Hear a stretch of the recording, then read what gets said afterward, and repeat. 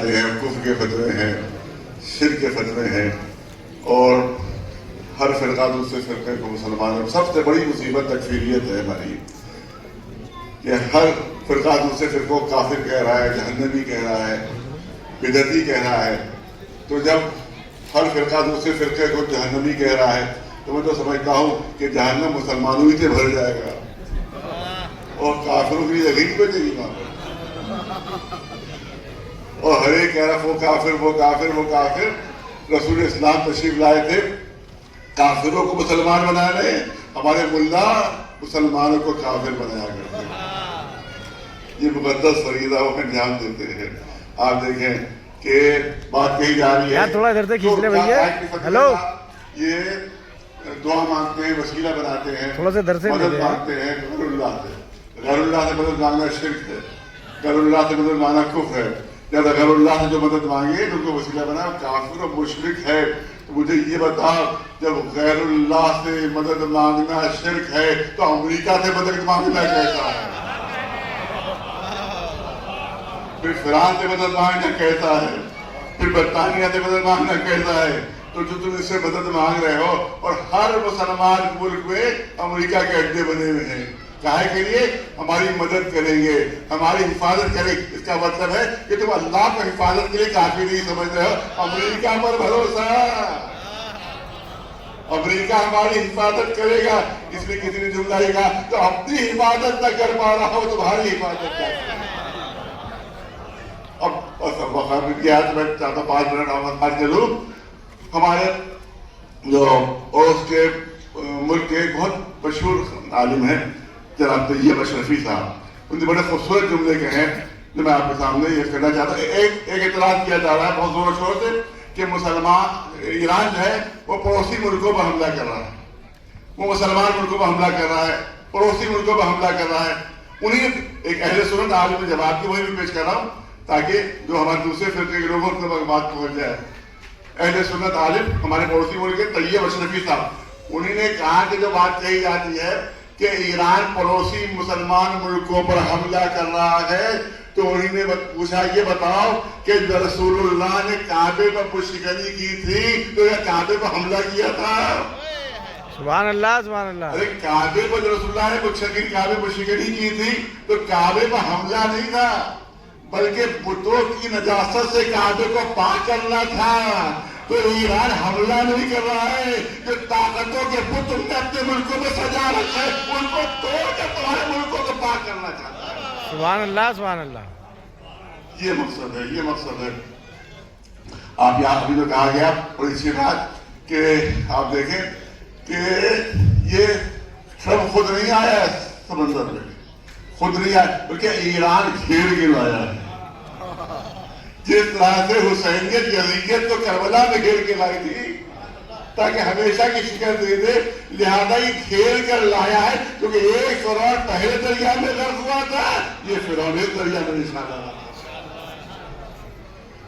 عبد الحسین شرف الدین عبد الحسین الواساب المراجعات, یہ اس سے گفتگو ہوئی تھی الازہر کے مفتی اعظم سے, جن کے نام شیخ شلتوت نام تھا ان کا, وہ مفتی اعظم تھے.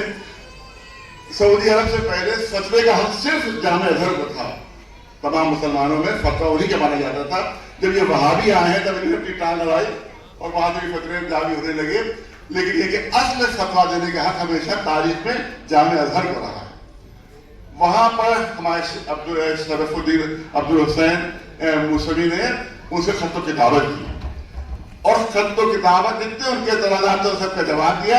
اور جب خط و کتابت کا اتنا اثر ہوا تھا, ان کی جامع ازہر کے مفتی اعظم کی طرف سے فتویٰ جاری ہوا تھا کہ جس طرح سے مسلمان میں 4 مسلک ہے, 5واں مسلک فقہ جعفری ہے, اور انہوں نے اعلان کیا تھا کہ جس طرح سے 4 مسلکوں میں کسی فقہ کے اوپر آپ عمل کریں تو آپ کے لیے صحیح ہے, اسی طرح سے 5واں فقہ جعفری ہے, ان پر بھی عمل کرنے سے آپ کو مسلح سے آپ کو تجاوز ملے گی, جس طرح تم 4 فقہوں پر عمل کرنے سے. یہ ان کا فتویٰ.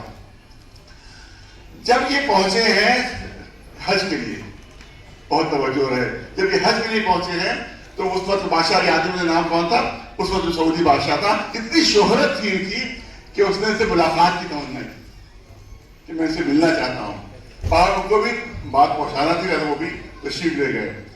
جب وہ سعودی بادشاہ کے پاس پہنچے تو انہیں ایک قرآن مجید دیا ان کو، جس کی جلد ایک پاک جانور کی کھال سے بنی تھی، وہ نام نہیں لوں گا اس کا، نام کیا، ایک پاک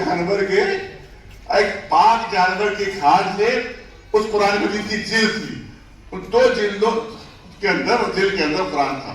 جیسے ہی بادشاہ سعودی کو وہ قرآن مجید دیا گیا تو اس نے جیسے ہی ہاتھ میں لیا ویسے ہی جلد کو بوسہ دیا، قرآن مجید کو چوما، سعودی بادشاہ نے قرآن مجید کو چوما، جیسے ہی چوما ویسے ہی علامہ شرف الدین بولتے، ارے آپ کیا کر رہے ہیں، آپ جلد کو چوم رہے ہیں جو ایک جانور کی کھال ہے، ارے توجہ ہے، آپ جلد کو چوم رہے ہیں جو جانور کی کھال ہے۔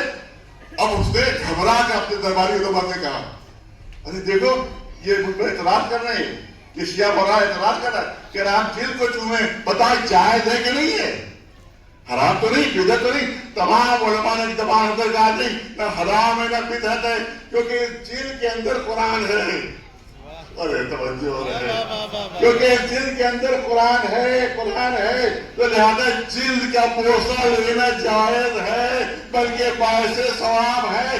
تو اگر 2 جلدوں کے اندر قرآن، اس جلد کا بوسہ لینا جائز بلکہ باعث ثواب، تو جس قبر کے اندر اصل قرآن ہو، سبحان اللہ سبحان اللہ، ہم نے قرآن کو رسول کے قلب پر نازل کیا ہے، تو جس قبر کے اندر اصل قرآن ہے اس کا بوسہ لینا بدعت کیسے ہو جائے گا، شرک اور ناجائز کیسے ہو جائے گا۔ ایک سلام بھیجو نواز محمد وعلیہ وسلم۔ اب میں چاہتا ہوں آخری جملے اپنے روح اللہ صاحب پر تشریف فرما کے چلے گا، ان کی مزاج کے مطابق میں بات کرنا چاہتا ہوں کہ اس جنگ میں مجھے بالکل معلوم نہیں تھا پہلے، اس جنگ میں بہت سے راز منکشف کیے ہیں، جو یہ اسرائیل سے امریکہ سے ایران کی جنگ ہوئی ہے۔ ایک راز ہو سکتا اور مجھ سے زیادہ تو پڑھے لکھے زیادہ کو معلوم ہو، ایک راز میں منکشف ہوا کہ جتنا سامان آ رہا ہے ہندوستان میں، ہمارے ملک میں، ہمارے بھارت میں، سب مسلمان ملکوں سے آ رہا ہے۔ جو گیس آ رہی ہے 90% مسلمان ملکوں سے آ رہی ہے، جو تیل آ رہا ہے ڈیزل وہ 60% جو ہے وہ مسلمان ملکوں سے آ رہا ہے، اور مسلمان ملکوں میں تقریباً 1 کروڑ بھارتی وہاں کام کر رہے ہیں۔ تو ایک اندازے کے مطابق 1 لاکھ کروڑ کا فارن ایکسچینج مسلمان ملکوں سے ہندوستان آتا ہے، 1 لاکھ کروڑ کا سالانہ فارن ایکسچینج مسلمان ملکوں سے آ رہا ہے۔ یہاں کے اوپر ابھی انہوں نے کچھ چیز تذکرے کیے کچھ باتوں کے، یہاں کے اوپر مسلمانوں کی بائیکاٹ کا اعلان کیا گیا، یہاں تک کہ کمبھ میلے میں جو بیچارے غریب مسلمانوں کی دکانیں لگی ہوئی تھی وہ اجاڑ دی گئی کہ ہم مسلمانوں کو کچھ نہیں خریدیں گے۔ یہاں تک کہ حکم دیا گیا کہ ہر مسلمان ہوٹل والا جو ہے وہ اپنا نام لکھ کر لگائے، نوکروں کا نام لکھ کر لگائے، تاکہ کٹا بندی کا اندر دے جائیں اور جا کے اس سے نہ خریدیں۔ تو بائیکاٹ کا اعلان کیا گیا۔ تو میں کہتا ہوں یہ ادھورا بائیکاٹ کیوں کر رہے ہو، مکمل بائیکاٹ کیوں نہیں کرتے؟ یہ بھی تو اعلان کر دو کہ نہ ہم گیس لیں گے نہ تیل لیں گے، اور جتنے 1 کروڑ لوگ کام کے ہم سب کو وہاں پر بلا رہے، ان سب کو ہم اسرائیل بھیجیں گے۔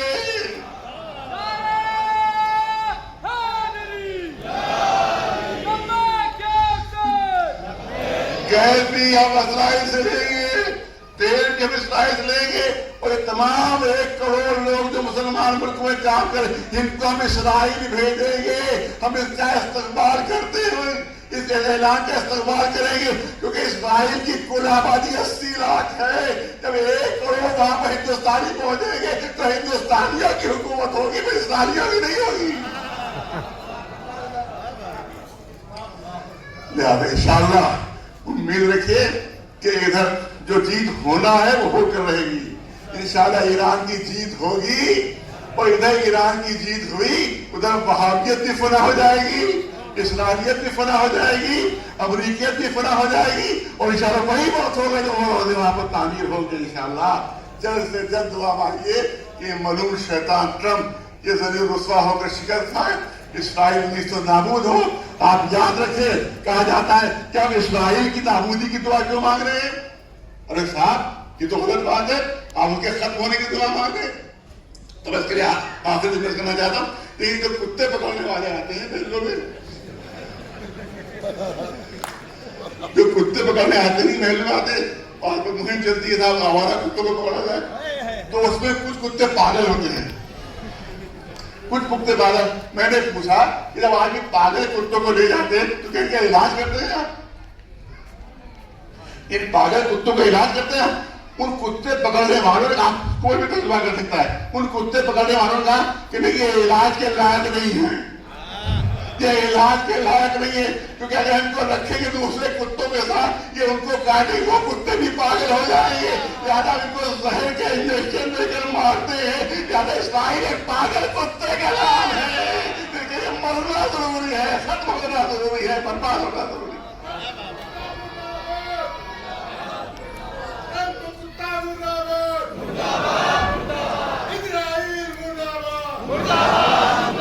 نعرہ تکبیر، نعرہ رسالت، نعرہ حیدری، لبیک یا حسین، لبیک یا حسین، لبیک یا مہدی، لبیک یا مہدی، لبیک یا خمینی، لبیک یا خمینی، صلوات محمد و آل محمد وآخر دعوانا